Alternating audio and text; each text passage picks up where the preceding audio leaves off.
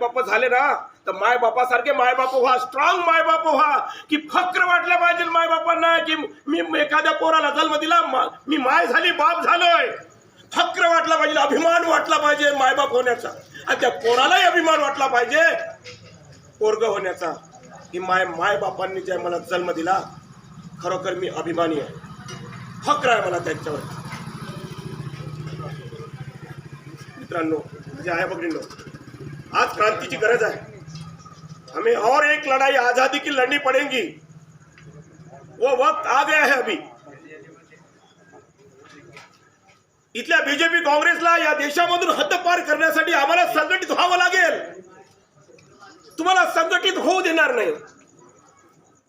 तुम्हाला पैशामध्ये जे आहे खरीदल्या जाईल, तुम्हाला जे कुठल्या ना कुठल्या याच्यामध्ये विभाजित केल्या जाईल, तुम्हाला संघटित होऊ देणार नाही. कारण की त्यांनाही माहिती आहे की हे फुले शाहू आंबेडकरी लोक एक जर झाले तो ये दुनिया को हिला सकते हैं.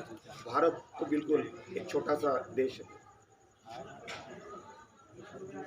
म्हणून लक्षात घ्या, तुम्हाला एकत्रित येऊ न द्यायचं त्यांचं कट कारस्थान आहे. यही नीति अंग्रेजों की थी. इंग्रजांचं जेव्हा शासन या भारत देशावर होतं त्यांची पण नीती अशीच होती, तोडा फोडा आणि राज करा. सेम नीती जी आहे इथली मनुवादी व्यवस्था, इथली ब्राह्मण व्यवस्था जी आहे आपल्या देशामध्ये वापरत आहे की तुम्ही विभाजित झाले पाहिजे, तुम्ही एकत्रित संघटित झालेच नाही पाहिजे, म्हणजे त्यांना राज करायला बरं होईल. म्हणून येणाऱ्या निवडणुकीमध्ये तुम्हा सर्वांना जागृत व्हायचं आहे. वेळ वैर्याची आहे एवढं लक्षात ठेवा. येणारा काळ डबल भेटणार नाही, लक्षात ठेवा. येणारी महानगरपालिका ते 1 वर्षानं हो की केव्हाही हो, लावून न राहिले, निवडणूक लावून न राहिले याचा अर्थ हुकुमशाही सुरू झाली. कारण की इथली न्याय व्यवस्था विकल्या गेलेली आहे.